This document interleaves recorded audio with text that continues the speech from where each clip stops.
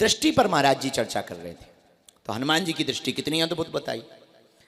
अब दृष्टि कितनी अद्भुत है, जब महाराज जी बता रहे थे तब हमें एक बड़ी प्यारी बात याद आ रही थी। एक आदमी गया समोसे की दुकान पे, तो मिठाई की दुकान पे समोसा खाने लगा। इतने में एक कौवा आया, काग कौवा, तो वो दही को खाने लगा। तो जो दुकानदार था उसने एक पत्थर उठाया और फेंक के मारा, कौवा की खपाड़ में लग गया और मर गया।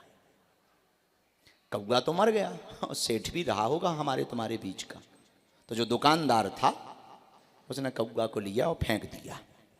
तो जो सज्जन ने ये घटना को देखा, तो जब वो पानी की, पुराने जमाने में पानी की टंकियां बाहर रहती थी दुकान के, तो पानी पीने गए तो एक केवला की गांठ रखी हुई थी। उसने वो केवला की गांठ उठाई और टंकी में लिखा, काग दही पर जान गवायो।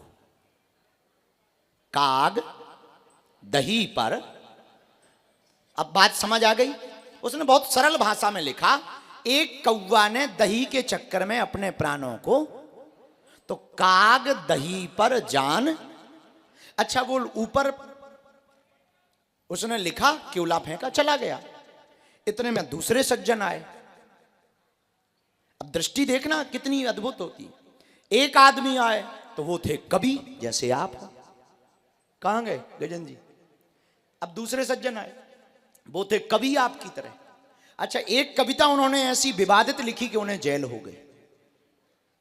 जब जेल हो गई और वो बैठे, तो उन्होंने वो पानी की टंकी पर पढ़ा, तो उन्हें लगा यार ये तो हमारी बात लिखी है।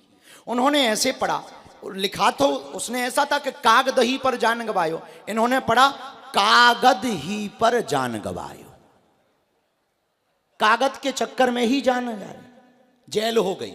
लेकिन तब तक तीसरे आ गए, इलू इलू वाले, जिन्हें प्रेम था प्रेमिका से, और प्रेमिका ने धोखा दे दिया। और ये जो है मरने के लिए जा रहे थे, आत्महत्या करने, सोचा मरना तो है, ये समोसा खा लो। लेकिन जैसे ही समोसा खाया और पानी पिया, तो वहां लिखा था, कागद ही पर जान गवायो। शब्द वही है, पढ़ने के अपने अपने तरीका है। कभी पढ़ रहा कागद ही पर जान गवायो, लिखने वाले ने लिखा कागद ही पर जान गवायो, और प्रेमी जो प्रेमिका के चक्कर में पागल हो गया था, वो पढ़ रहा है कागद ही पर जान गवायो।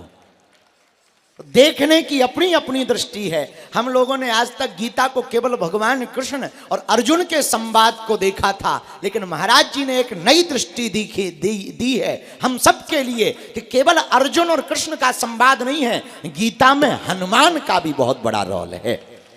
हम तो ऐसा भी कह सकते हैं कि रोल नहीं, उस गीता के रोल मॉडल हनुमान जी महाराज हैं। गीता में जो जो भगवान ने कहा वो हनुमान जी ने करके बताया।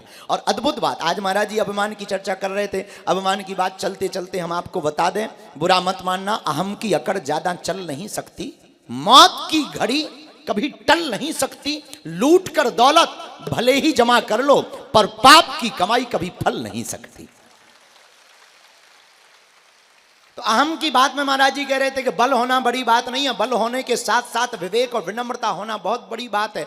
बलशाली इस दुनिया में बहुत लोग हैं, प्रभाव में बहुत लोगों को अपना बना लेते। हमारे पूज्य दादा गुरुजी कहते थे, बेटा तुम्हारे पास प्रभाव आए और प्रभाव से किसी को अपना बनाओ तो कोई बड़ी बात नहीं है, क्योंकि जब प्रभाव चला जाएगा आदमी भी छोड़ के चला जाएगा। तो किसी को प्रभाव से अपना मत बनाओ, बनाना है तो अपने स्वभाव से अपना बनाओ, क्योंकि स्वभाव तब जाएगा जब प्राण जाएंगे। इसलिए हनुमान जी की गीता की एक नई दृष्टि परम पूज्य श्री गीता मनीषी जी महाराज ने हम सबको दी है। गीता में, बोलो जोर से, हनुमान, गीता में हनुमान और हनुमान में गीता, एक नया संकेत हम सबको दिया है। बहुत अद्भुत यह सत्र हुआ।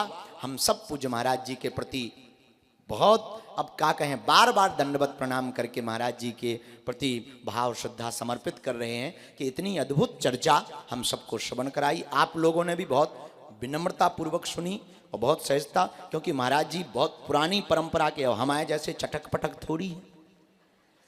पुरानी साधु परंपरा, जो साधु शाही परंपरा है, हमें बड़ा वो लग रहा था कि कैसे हमारा तो ठीक है, बाकी लोग कैसे। पर जब यहाँ आप लोगों का भाव देखा कि आप लोग भी पूज्य महाराज जी की वाणी को सुनकर के बड़ी द्रवीभूत हो रहे हैं, बड़े आनंदित हो रहे हैं, तब हमें लगा कि वाह, हमारा बुंदेलखंड के श्रोता भी बड़े अद्भुत हैं। तो आप सब भी महाराज जी को वहीं बैठे बैठे दंडवत प्रणाम करो महाराज जी। हाँ, एक फिर से हम एक संदेश देना चाहते हैं।